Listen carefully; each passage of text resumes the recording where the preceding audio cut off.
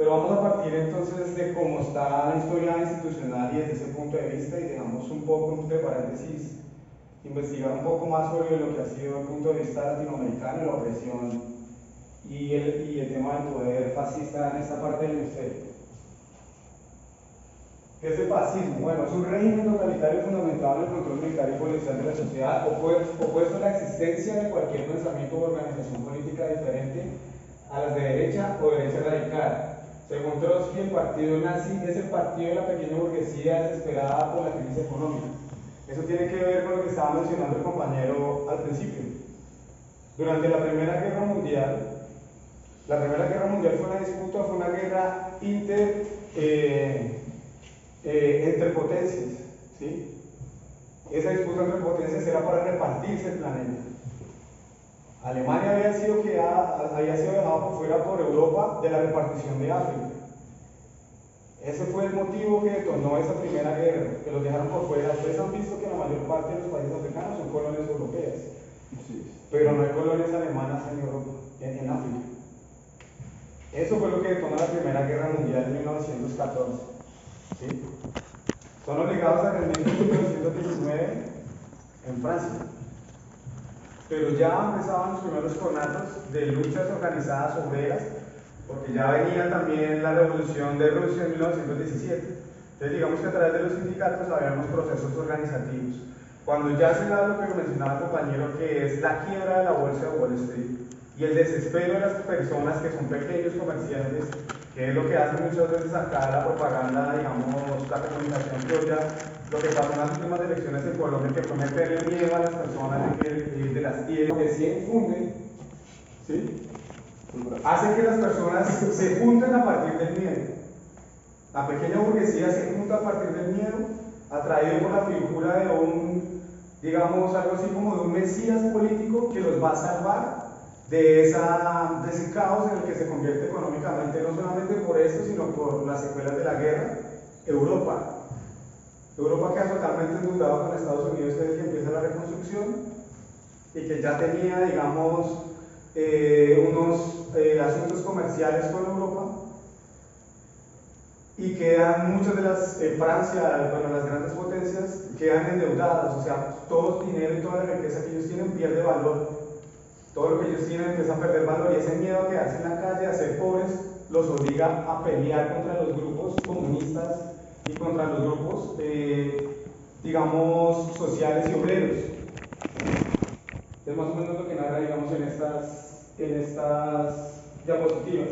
Para eso, entonces, conforman grupos de paramilitares. Arriba es una foto de los fascis y combatimientos generados por Benito Mussolini. En la parte de abajo es una foto que es, digamos, análoga aquí en Colombia, es un Tercera Fuerza Colombia, que son los nazis de acá de Colombia. ¿Cuáles son las características del nazismo? Es un régimen totalitario. Esta es una frase que decía el Duce, con Mussolini. Todo en el Estado, todo por el Estado y nada fuera del Estado. Quiere decir que es un control férreo del Estado en términos políticos, donde precisamente hay, por parte de ellos, la exaltación de un mito nacional, que es la reivindicación de todas las conquistas que han tenido antes, de las campañas políticas de Napoleón Bonaparte, de lo que hacía incluso Alejandro Magno antes de que había sido. Es como el dicho que tenía Donald Trump en su campaña de hacer América grande de nuevo. Ellos tenían un lema que era hacer Europa grande de nuevo, ¿sí? Estaban, digamos, como imbuidos en ese mito, en el mito de la heroicidad, digamos, de las personas arias, europeas. Hay una transmisión del poder, ¿sí? Hay una transmisión. Ellos dicen, en algunas partes dicen que hay un golpe de Estado. No es un golpe de Estado, es una transmisión del poder político burgués a las cabezas militares, ¿sí? Ellos, digamos, son expropiados, son reemplazados políticamente por decisiones militares. Por eso es que hay principalmente dirección política de la policía y de los militares, pero básicamente y esencialmente de las milicias pequeño-burguesas que se conforman de civiles en la calle, que son los que van a hacer más efectivo el control cuadra por cuadra y barrio por barrio. Yo creo que para la precisión también es necesario hablar de la República de Weimar, ¿no? Sí. ¿Sí? Esta medida es, después de la Primera Guerra Mundial se asume Alemania como prácticamente el perdedor de la guerra, y los imperios que ganan, los países que ganan, los estados que ganan, llevan a que Alemania de una manera u otra asuma una nueva organización política, ¿no? ¿Sí? Entonces, en esa medida juega un rol importante el pueblo nacional en la construcción de lo patriótico, ¿sí? Por medio de las figuras militares que, de una manera u otra, también combatieron la Primera Guerra Mundial. ¿Cuál es esa apreciación? Sí, exacto. La reivindicación de esas figuras militares que combatieron en esa guerra y de ahí para atrás es lo que, digamos, genera, digamos, como el gancho, como la atracción. O sea, después de, eso es parte de la propaganda fascista. Primero lo que decimos nosotros acá, primero meten miedo para dar seguridad. Pues eso no es tan nuevo, ¿no? O sea, eso fue lo que hicieron ellos. Metieron miedo a esa pérdida de la crisis económica para tener unos réditos políticos y poder posicionar a la burguesía en un lugar de explotación totalmente cerrado y blindado precisamente militarmente. Centralismo económico del Estado controla toda la producción y todo el destino de la producción. Entonces, desde la mano de obra, porque digamos en términos de los derechos civiles, la supresión de los derechos civiles se da porque es que usted no decide qué es lo que va a trabajar. El Estado le dice a usted qué es lo que tiene que hacer porque es lo que el Estado necesita. Digamos que por medio de ese punto también puedes ubicar en la categoría de régimen autoritario. Eso toma una total relevancia, ¿no? El Estado es el que controla todo. Y en esa medida los derechos civiles, los derechos individuales, pues se van a perder. ¿Por qué? Porque se van a amalgamar en la concepción del Estado. Exacto. Pero hay una discusión.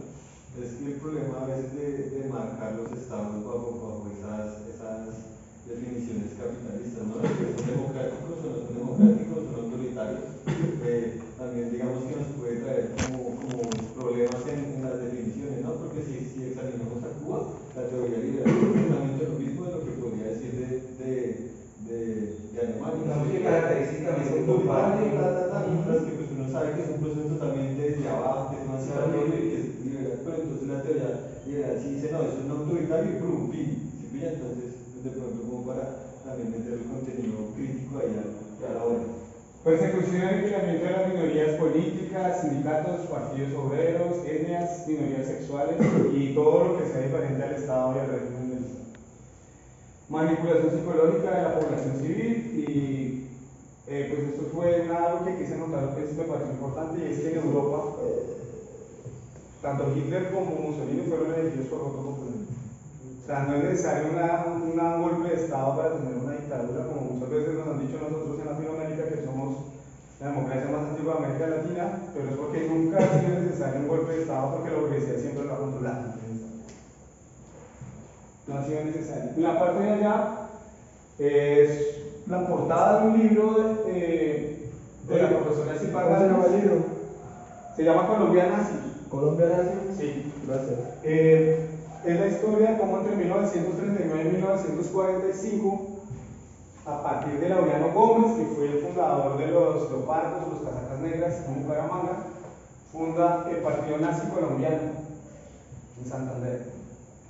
Y cómo la influencia, digamos, de las empresas que muchas veces existen hoy en día, como Avianca, por ejemplo, Bayer, todos los laboratorios, Pfizer, droguería alemana,